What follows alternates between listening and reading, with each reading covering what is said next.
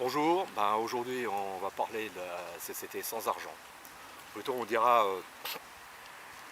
du monde de l'accès, de la société de l'accès. Je vous expliquerai pourquoi un petit peu plus tard, pourquoi on l'appelle plutôt comme ça. Alors je parle de la société du monde sans argent et vous avez certainement vu mes posts sur Facebook là-dessus.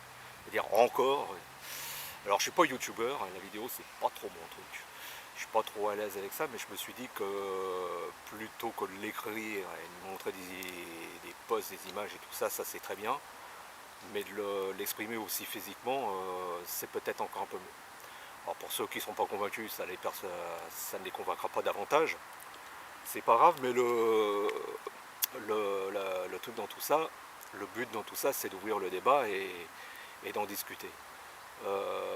Donc évidemment, je ne suis pas tout seul à parler de ça, à imaginer ce monde-là. On est beaucoup. Il y a déjà ma compagne Morissette qui me filme, qui a la caméra aujourd'hui. On a choisi un parc pour le faire, naturel, où il fait beau, et où la nature est reine. C'est le symbole quelque part du monde libre et propre et sain.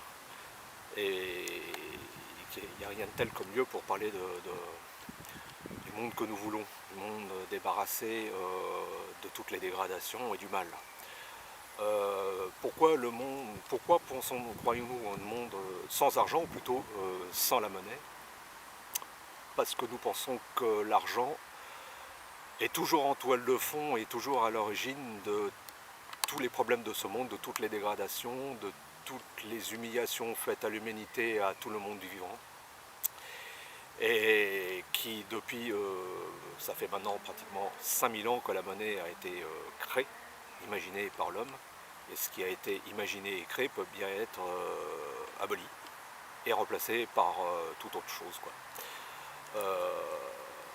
Et depuis ce temps-là, depuis l'origine de la monnaie, de cette espèce de convention sociale qu'on pourrait dire, qui est pour nous un chantage à la vie,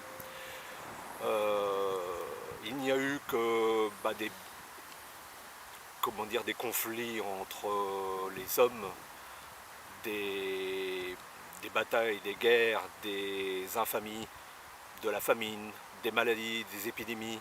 Et aujourd'hui, depuis 40 ans, on le voit de plus en plus, le monde n'a cessé de se dégrader. Des espèces disparaissent par centaines, à une vitesse inimaginable. La nature qui est dégradée et saccagée au nom du profit et du capitalisme à une vitesse phénoménale. La déforestation, le saccage des océans, des rivières, de tous les continents, des espaces naturels où vivent des populations, jusqu'à maintenant qui vivaient tranquillement et qui vivaient en autonomie et libre, enfin loin du matérialisme. Et donc nous pensons aussi que l'argent a généré comme toile de fond tout un tas de comportements absolument méprisables et abjects, comme l'avarice, l'individualisme, l'égoïsme, l'égocentrisme, la suffisance, l'orgueil, la redondance, le repli sur soi, la méchanceté, et j'en oublie encore certainement pas mal. On entend beaucoup, on voit beaucoup dans beaucoup de commentaires Facebook que l'homme serait mauvais par nature et que l'argent ne sera rien en rien pour cela. On peut vous dire que c'est absolument faux. L'homme, l'être humain, s'adapte à la société dans laquelle il vit actuellement, où il est imprégné. Nous sommes dans une société de barbarie et de violence. Les gens s'adaptent, de gré ou de force, plus ou moins, pas tous évidemment, mais beaucoup poussés par la misère et la concurrence et l'instinct de survie. Beaucoup sont poussés malheureusement à s'adapter malheureusement, bon gré mal gré, parce qu'il aurait fait violence à cette société barbare et criminelle, ou voleuse ou accaparatrice, parce que l'argent c'est un peu la confiscation, l'accaparation, la conservation et un peu l'individualisme en fait. Si vous avez une société de paix, d'harmonie, où les gens vivent bien ensemble, où il y a un bien vivre ensemble et où il n'y a pas de concurrence, puisqu'il n'y a pas le souci de survie absolue, puisque l'argent n'est pas là, et qu'on est donc s'il n'y a pas de rareté et que l'abondance, parce que l'abondance est rare là, et là naturellement, si vous avez une société d'abondance, il n'y a pas besoin pour personne de lutter pour la survie. Tout est là, il y a tout ce qu'il faut pour tout le monde, personne ne prend la part de personne. Donc à partir du moment où les êtres vivants, tous les êtres vivants, les humains, les animaux le font naturellement, vivent dans cette société où tout est accessible et tout est là pour tout le monde, vous n'avez pas une société de violence, et puis vous avez une société apaisée, tranquille, bon enfant, de paix et d'harmonie et de justice et d'égalité pour tout le monde, pour tous. Une société pour tous. C'est là où j'en viens à la société de l'accès. Une société où il y a abondance, où tout est là pour tout le monde et pratiquement presque sans limite, et où ce n'est pas considéré, comment dire, adossé à ce chantage et cette convention sociale qu'est la monnaie ou l'argent, qu'il faut absolument pour vivre ou survivre. Eh bien, il n'y a aucune raison de se battre, de rentrer en concurrence avec les autres. Par exemple, on va prendre un exemple tout simple. Vous allez comment dire, acheter des cerises, des fruits au supermarché ou sur le marché et tout ça, on vous dit c'est 7 euros le kilo, c'est-à-dire il y a une convention, une obligation et comment je pourrais dire, une condition sine qua non, indépassable, qu'il faut débourser 7 euros pour avoir un malheureux kilo de cerises. Dans une société d'abondance où par exemple vous avez une pré où vous avez 350 cerisiers, moi je dis un truc comme ça, hein, les cerisiers sont pleins à cracher. À partir du moment où il n'y a pas de prix adossé à la marchandise, au produit, à la nourriture, qui est le besoin premier de chaque être humain, de chaque être vivant, eh ben, on peut parler d'une civilisation de l'accès et de l'abondance. Ça veut dire que personne ne pourra prendre la part de personne, parce que personne ne mangera un cerisier entier, c'est une évidence. Donc personne ne prendra la part de personne, personne n'en prendra moins ni plus comment dire, que son semblable. Et c'est pour ça qu'on appelle ça une civilisation de l'accès. Maintenant, je vais vous poser une question. Est-ce que vous pensez, les gens nous disent que la société de l'argent ou de la monnaie, la société sans argent est une pure utopie, que ça n'arrivera jamais, que l'argent et la monnaie, c'est comme le ciel est bleu et l'herbe est verte, c'est quelque chose d'absolument indépassable et qui n'est jamais à remettre en question et jamais à discuter. Nous, ce que nous pensons qui est utopiste, c'est qu'il faut payer pour vivre. Que vivre serait un mérite et pas un droit de naissance. Ce qui est utopiste, c'est de croire que de vivre dans un monde comme ça, où tout est à l'argent, au matérialisme, à l'argent pour tout et à la destruction de tout, ça c'est une utopie. De continuer à vivre dans une croissance infinie, croître avec l'argent et tout ce qu'il y a, c'est dans un monde qui pour nous est fini dans l'exploitation de ces ressources à outrance, ça c'est une utopie. Et l'exploitation des ressources à outrance et le massacre de l'environnement, de l'homme et de son environnement, de croire continuer qu'on va pouvoir vivre comme ça indéfiniment, ça je peux vous dire que c'est une pure utopie. D'ailleurs, naturellement, ça s'écroulera. D'ailleurs, beaucoup de spécialistes s'accordent à dire que maximum, on en a encore pour 15 ou 20 ans à vivre de cette façon aussi dévastatrice et destructrice pour l'homme et sa planète. L'utopie, c'est de croire qu'on va pouvoir continuer comme ça. Je bois un coup d'eau. Voilà, ça aussi, ça devrait être accessible. Quand vous pensez que, j'hésite pour monter à la marque, quand on pensait que par exemple ça, soi-disant, ça serait rare et que ça serait adossé comment dire, à un prix, à un chiffre, ça c'est une utopie. L'eau, il y en a partout, on vous a fait croire à la rareté. Le système capitaliste a eu une astuce, c'est de vous faire croire à la rareté, au partage, enfin comment dire, à la division des produits pour en avoir, pour vous faire croire que les choses, comme l'eau, comme la nourriture, comme l'énergie, comme les transports, comme le savoir, comme la santé, comme l'hôpital et tout ça, seraient des denrées rares et à se battre pour les avoir, et donc on aurait mis des chiffres par derrière pour savoir à qui aurait droit, qui aurait le mérite d'avoir ces choses-là et qui ne l'aurait pas. C'est d'ailleurs le mérite à la vie ou pas. Ne pensez pas que c'est une utopie de croire que des gens mériteraient, même si on est 7 milliards d'êtres humains sur cette planète, que des gens mériteraient de vivre et d'autres pas. Il n'y a pas quelque chose qui vous choque là, quelque part. Nous pensons que même si on était 10 ou 20 milliards sur cette planète, il y a de la nourriture, il y a de tout pour tout le monde, à partir du moment où on est là. On ne mérite pas de vivre, on vit, c'est tout. Voilà. Donc c'est ça l'utopie, c'est de croire que tout le monde doit mériter la vie, sa vie, et d'être sur Terre.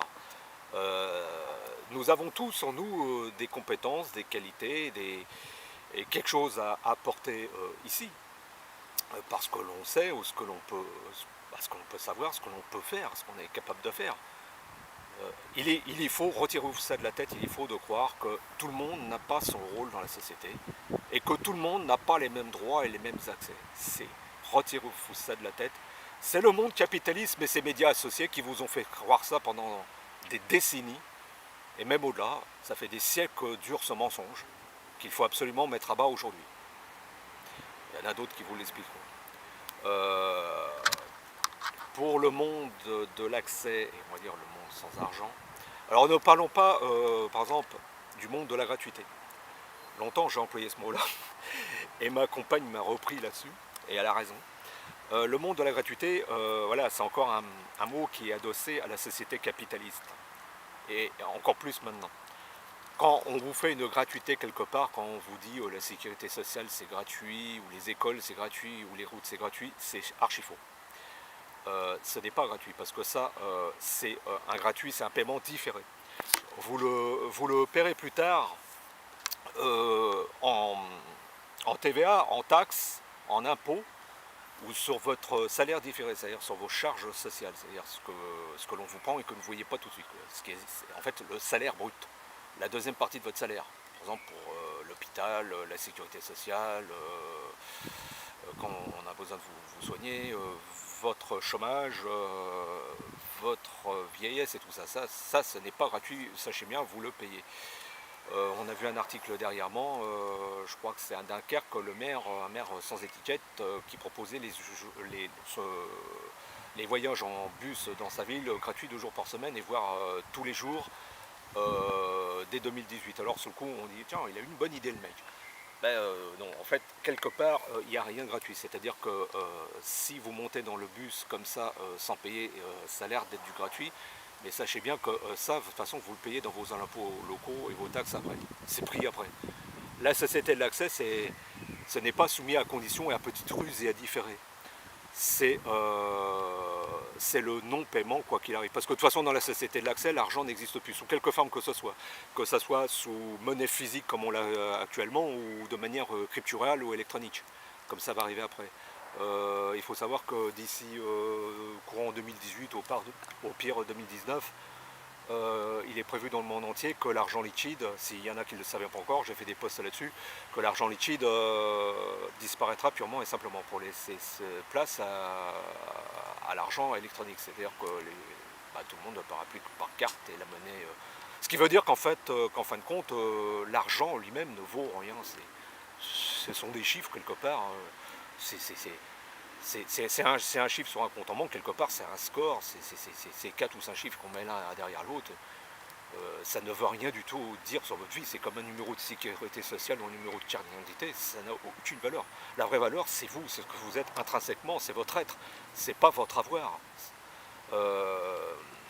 Nous n'arrivons pas au monde avec des chiffres, mis à part notre poids et notre taille, nous arrivons avec un être, avec une âme, avec ce qui fera notre individu, j'allais dire une ânerie,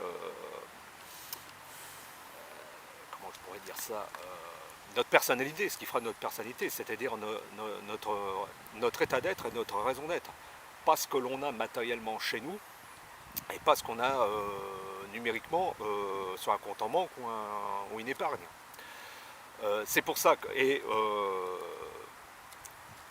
je pense que beaucoup de monde s'imagine que l'argent a toujours été là. Si on écoute certains, je pense qu'il y en a qui prouvent que l'argent est arrivé avec la création des océans et de la terre et tout ça, hein, que ça arrivait avec tout ça et que l'homme est venu après ou en même temps, c'est archi faux. L'argent n'a que 5 millions, 50 siècles, et que des tas de civilisations ont vécu pendant des centaines de milliers d'années en autonomie, enfin on ne peut même pas parler d'autonomie puisque l'argent n'existait pas, mais en liberté complète, c'est-à-dire faisant avec ce qui les entourait, c'est-à-dire avec la nature et tout ça, rien n'a été adossé à l'argent. L'argent n'est que fictif, n'est qu'une valeur créée, quelque chose mais de complètement fictif.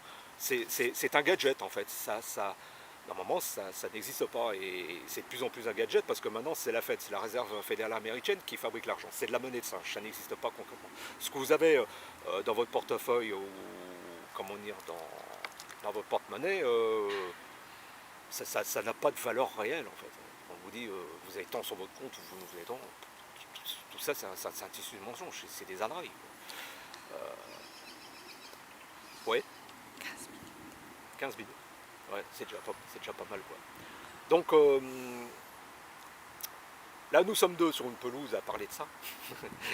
Bon, c'était silencieuse, mais elle est concentrée. Et il faut savoir qu'il y a beaucoup de petits collectifs ou d'organisations sur le monde, en France et sur le monde, qui sont sur qui travaillent pour un projet de la civilisation débarrassée de la monnaie et de l'argent. Il y a aussi autre chose, les gens nous disent ouais mais il suffirait de faire de l'argent, enfin de faire l'argent n'est pas mauvais en soi, il suffirait de le réformer et de le rendre plus raisonnable et qu'il soit bien utilisé. Non, l'argent ne peut pas être bien utilisé parce que là, tel n'est pas son essence. Il a été créé justement pour conditionner la vie et créer une société de chantage et de conditionnement à l'accès. Pourquoi ? Parce que l'argent, quelle que soit la valeur que vous lui donnez, quelle que soit la valeur qu'elle a, quelle que soit sa devise, l'argent c'est de la monnaie. La monnaie, pour avoir de la valeur, doit être rare. Et pour être rare, il ne doit pas en avoir assez. Et en fait, surtout pas pour tout le monde, mais surtout seulement dans la poche de quelques-uns, pendant que les autres en manquent cruellement pour leurs besoins essentiels. Donc, quelle que soit la réforme de l'argent que vous créerez, il y aura toujours des conflits d'intérêts et il y aura toujours certains qui en ont toujours beaucoup plus que d'autres. Donc l'argent n'est pas réformable par essence. Il doit être aboli, purement et simplement. Et la monnaie, c'est pareil, c'est-à-dire quelle que soit la forme que vous lui donnez, des pièces, des machins, demain ça serait des bouts de bois, des cailloux, des coquillages ou des plumes d'oiseaux, ça serait pareil. Ça serait toujours conditionné. Et l'échange et le troc, c'est pareil. C'est une autre monnaie. Quand j'entends parler de troc et d'échange, ça veut dire qu'est-ce que tu... Alors je te donne ça, mais ouais d'accord, mais qu'est-ce que tu me donnes contre ça ? Voilà encore une condition. Non, la société de l'accès, c'est le don inconditionnel. C'est-à-dire que dans une société de l'accès total sans condition, le merci et le s'il vous plaît n'existent plus. On se sert, on ne vole rien, puisque rien n'est à voler, puisque tout est accessible, tout est là. Voilà. Donc, c'est une toute autre considération. Je pense aussi, et là je vais être direct et cash, et je ne vais pas faire dans la demi-mesure, je vais vous dire ce que je pense.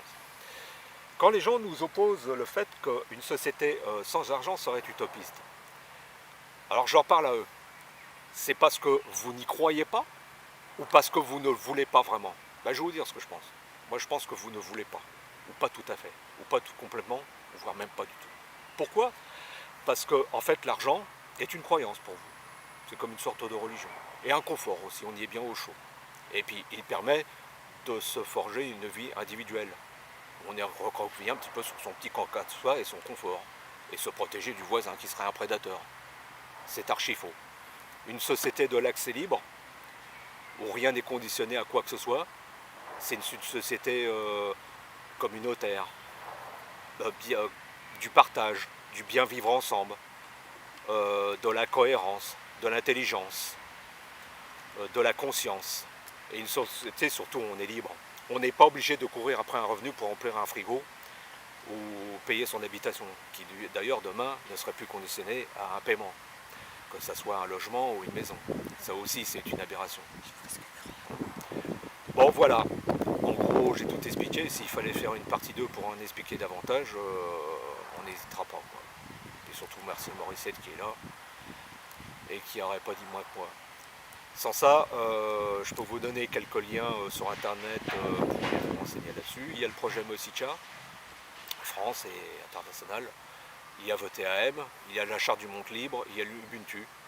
Si vous voulez voir un petit peu sur internet ce qui se dit à propos de tout ça, c'est-à-dire c'est pas seulement en France, c'est international. Et là-dessus je vous laisse. Voilà. Ciao.